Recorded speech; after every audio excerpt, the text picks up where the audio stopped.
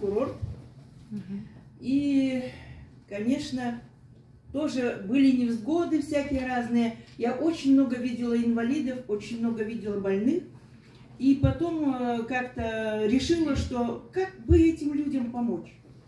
И до сих пор так думаю. И вот когда я хожу везде, где я не бываю, мне хочется всегда помочь. А тут вдруг случилось у меня у самой результат. Значит, заболела нога. Ходить не могу. С какого времени пьете клетчатку? Я всего-навсего пью как месяц. И какой результат? У меня результат прекрасный. Я перестала носить очки. Вот. Я читаю без очков, смотрю телефон без очков, но все равно приходится, это сила привычки, где-то вот там лежит. Есть.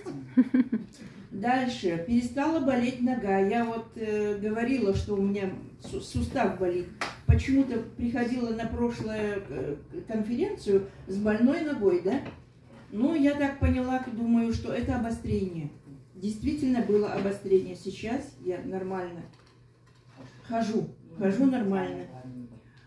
Дело в том, что, во-первых, я похудела. Насколько? За месяц. Весила 82, сейчас 76 и 5. 6. Я даже сама не поняла, что это произошло. Легкость такая, и вечером в 11 часов, ну, уже как по привычке, пока почитаю, падаю, сплю, и в 4 часа у меня глаза открыты. Все, я больше спать не хочу. А раньше бывало, что валяешься, думаешь, уснуть, не уснуть. А сейчас такая бодрость. Я на даче весь огород одна убрала все. Весь урожай собрала. Все сделала. И мне даже самой интересно, как это я так?